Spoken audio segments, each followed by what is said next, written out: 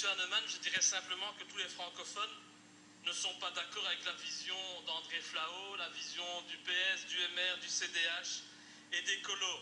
Alors, Monsieur le Président, vous le savez très bien, vous donnez souvent des leçons aux autres, moi en premier d'ailleurs, et aujourd'hui, je crois que c'est à notre tour de vous en donner une, parce qu'en tant que président de la Chambre, vous êtes quand même un des responsables politiques les plus importants de ce pays, et vous devez jouer un rôle de neutralité, et clairement, dans le cadre de ce dossier, vous avez outrepassé votre rôle. Alors, il est particulièrement détestable de voir que dans ce pays, le Parti socialiste ou d'autres partis francophones traitent la NVA de parti fasciste ou raciste. C'est inadmissible. Et je tiens à le dire parce que c'est devenu une mauvaise habitude dans le chef de certains partis de traiter les partis politiques d'opposition de racistes ou de fascistes. C'est une mauvaise habitude qui se répand et par contre c'est une habitude qui est très pratique parce que clairement on jette l'opprobre alors sur l'opposition et on se présente en tant que parti de la majorité comme les seuls partis dignes de représenter le peuple belge. Alors,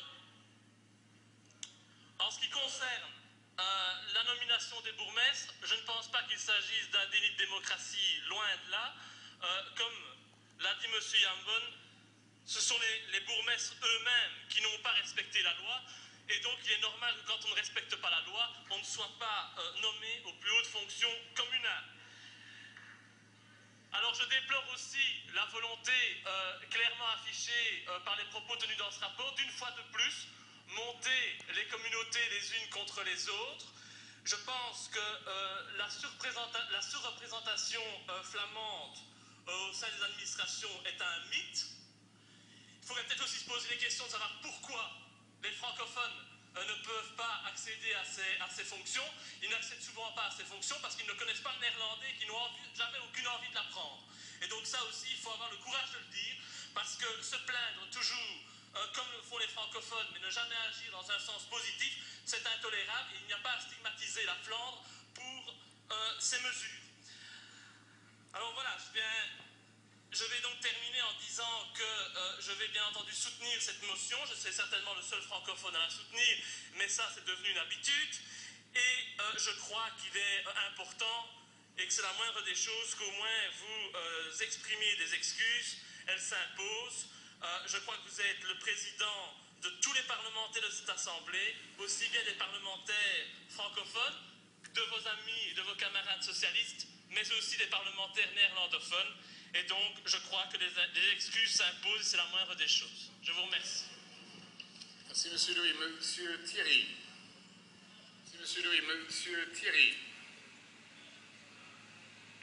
Merci, Monsieur le Président. Je pense que ce n'est pas le moment venu de faire des interventions qui ne font que de mettre de l'huile sur le feu sur la problématique communautaire. Il y aura dans les semaines qui vont suivre un certain nombre de débats qui, espérons-le, permettront d'arranger certaines choses. Là où je m'inscris complètement en faux par rapport à ce qui vient d'être dit par M. Louis, et c'est bien la preuve qu'il ne connaît absolument pas la problématique de la non-nomination des bourgmestres, c'est qu'il faut vraiment se poser la question de savoir si les bourgmestres qui ne sont pas nommés ont enfreint la loi, ou bien si la Flandre, avec sa propre loi, de sa propre initiative, a décidé délibérément de ne pas nommer des bourgmestres. J'en prends pour compte que les bourgmestres qui n'ont pas été nommés ont simplement suivi la loi fédérale en matière d'organisation des élections et que, par l'intermédiaire d'une circulaire, la Flandre a interprété cette loi de manière à ce que ces bourgmestres ne puissent pas être nommés. Je rappelle également qu'à contrario, certains bourgmestres dans le Brabant flamand qui n'organisent pas des élections, eux ne sont absolument pas punis, au contraire, ils sont blanchis. Ça veut dire qu'enfreindre la loi du côté flamand, ça ne pose aucun problème. Quand il s'agit d'un francophone en Flandre, ça en pose beaucoup plus. Alors, on peut toujours dire par rapport à ce qui a été dit par M. Flau qu'il y a peut-être un devoir de réserve. D'un autre côté, je pense que tout le monde aussi a le droit à l'expression. Et je pose la question aux partis qui sont soit indépendantistes ou soit qui veulent la fin de notre pays, de savoir s'ils ont peur de la vérité et que la vérité se sache à l'étranger. Parce que le problème est bien celui-là. Auriez-vous peur qu'on dise exactement ce qui se passe en Belgique? Voici mon intervention, Monsieur le Président. Monsieur Louis, pour un fait personnel, je suppose. Évidemment, je ne peux que réagir aux propos de Monsieur Thierry. Alors, détrompez-vous, je connais très bien la problématique des bourgmestres non nommés de la périphérie. Mais je crois que vous êtes peut-être un peu concerné par cette histoire et donc vous n'êtes pas clairement objectif. Monsieur Thierry, donc d'ailleurs, vous n'avez pas respecté la loi, c'est dommage pour vous, vous n'êtes donc pas nommé. C'est un peu logique en ce qui me concerne. Donc, vous savez très bien, monsieur, que vous avez décidé d'opter pour un État fédéral. Il est temps de le respecter et d'aller dans une version aboutie de l'État fédéral. Il faut dans ce cas-là... Le débat, il me concerne. Oui, mais c'est un peu personnel, donc je réponds. Mais le débat me concerne puisque c'est moi qu'on interpelle. Oui, bien sûr, monsieur le Président, mais bon, c'est trop facile de dire que je ne connais pas un dossier et puis de ne pas me laisser m'exprimer à ce sujet. Mais voilà, on a compris.